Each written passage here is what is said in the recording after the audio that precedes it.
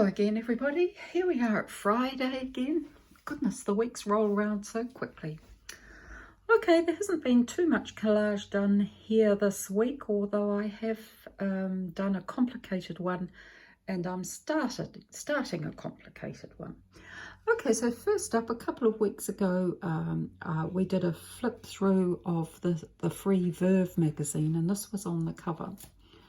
So, oops, it's sticking together. I used it for this image here to go into my glue book framed. Really, there were just the two papers involved in this, and I carefully cut out all the window panes using a scalpel and a ruler and placed her in behind. I was going to use a large child's face that I had that I thought would be really great, but when I put her in behind the frame, it was just perfect because of the monochrome factor, I think. I didn't want to put anything else in the image, just like that one as it is. Right. Yeah, this one was more complicated. Also going into my glue book framed. At the end of last week's Collage Wallow, I think I showed you the original paper, and it was this lady sitting on this garden seat, and behind and through the frame was just a massive greenery, a large hedge, I think, and that was it. Lots of green. Okay, I suppose it made her clothes stand out quite nicely, but I decided to have a go at experimenting with large scale flowers. Okay, so first of all, I cut out carefully the frame and around her and the seat, and cut out what had been inside this trellis work here. Then I found this paper here, which is a pond, and you can see the edge of the pond just running there. So I could place her over that, and I thought that looked quite good. Somebody suggested that it looks like she's floating, and it sort of up in the sky, and it does a bit, doesn't it? And then behind, before I positioned her back on there, I used a few flower papers. You can see the top part of this went in behind here. And this paper from my magazine Harvest this week, some of these big roses I used here.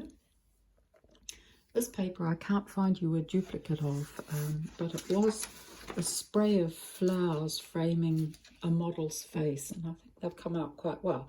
So once I had those two bits on the background and this pond bit in, I placed her and the trellis archway in place and just added an extra flower down there.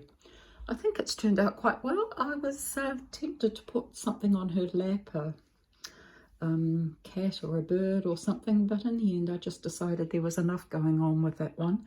So that one goes into framed. I must experiment with some more large scale flowers too. Okay, now 2 years ago, I collaged my way through this colouring book by Jessica Palmer. I'll give you a link to the flip through video of this book completed in the description below the video heading. There will be a few other links in there too, so if you just hit the little arrow, it'll open them up for you. Okay, now just recently Jessica has very kindly released a couple of images that didn't make it into this book. And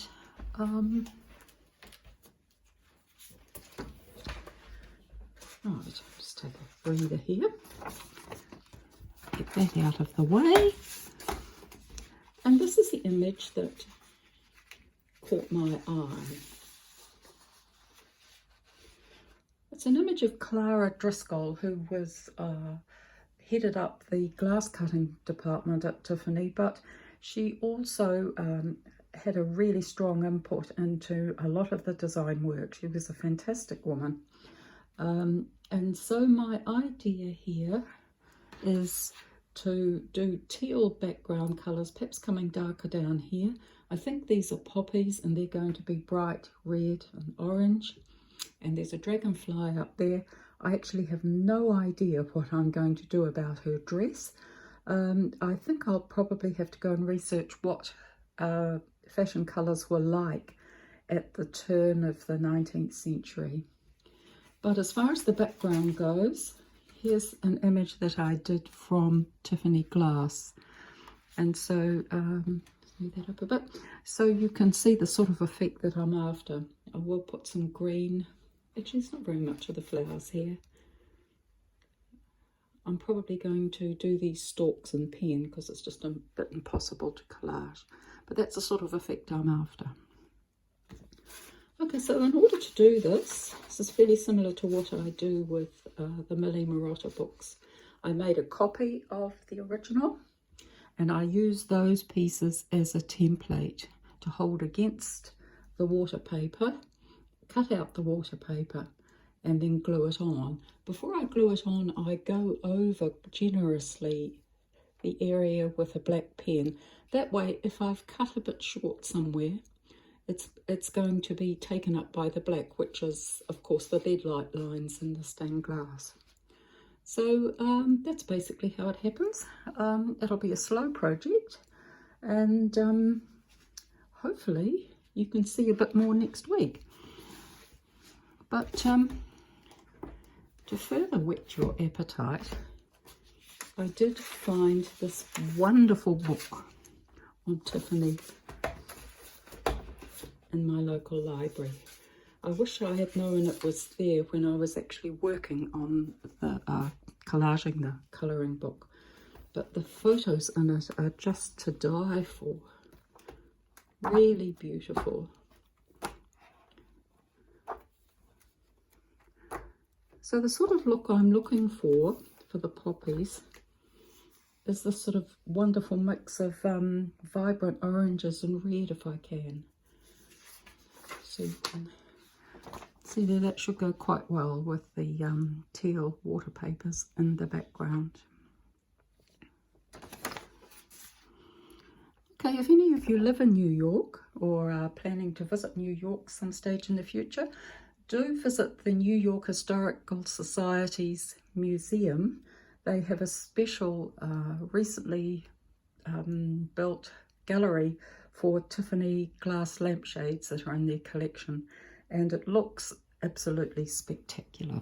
So that's something for you Americans to do. Okay, that's it for this week. I'm away next week, so there probably won't be much collaging being done, but I hope to get a magazine harvest video up for you. And remember, down below there will be some links for you to follow up. Okay, have a good weekend everybody. Bye bye.